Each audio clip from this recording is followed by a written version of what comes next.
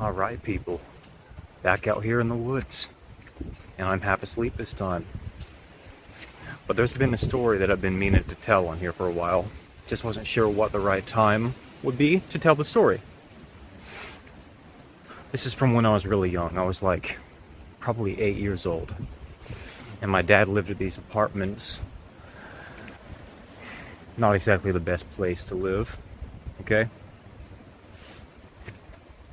And when we would stay with him, me and my brother, we got into some very interesting things. Yes, we did.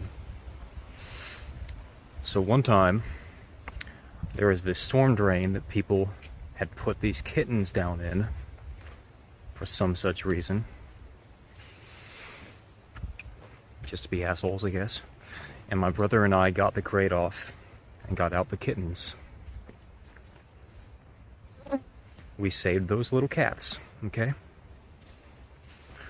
But fast forward a few months, came back to my dad's, and what do I see but a pile of 8 dead rabbits. And the cats would come back and feed on them, but most of that rabbit meat went to waste.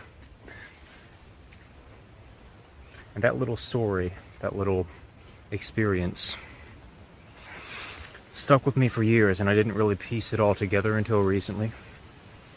But then I knew, when I was a kid, then I knew there was just something to it, something more.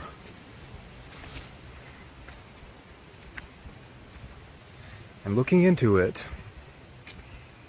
we saved those cats, and as a consequence, the rabbits died. Right? But that's not all there is to it.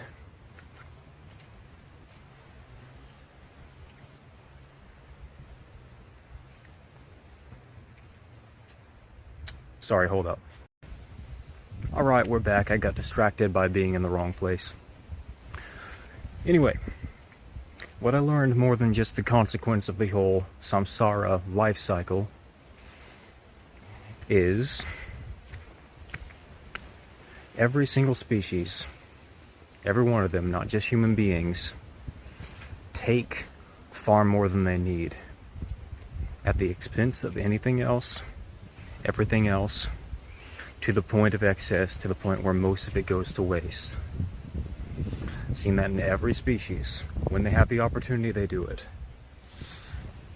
Because I've always wanted to challenge the notion that human beings are somehow a blight on the earth, and we're the only ones that are so toxic to it. When in actuality, when you look at any other species, I'm serious, just go out and look.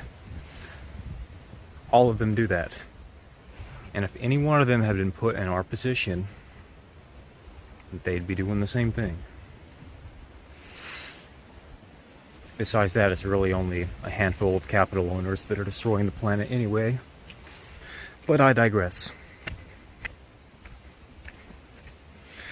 I know someone who I used to work with who's always been really into like training horses and stuff like that.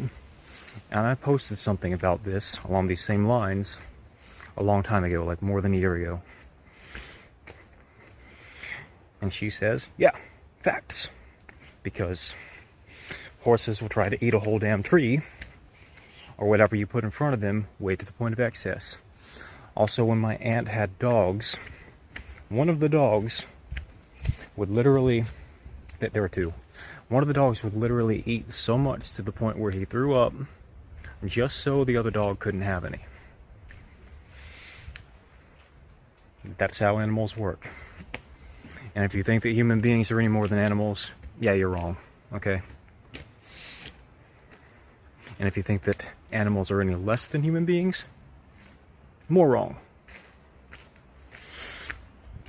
So we can, one, absolve ourselves from the guilt that's been imposed on us, saying that we're like a blight on the earth and all this crap because we take way more than we need and we go to excess and have so much waste and all this, because every single species on this planet does that.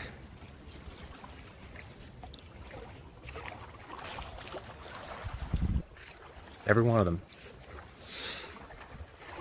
But this is what I need to say now. This is going to be the main message here.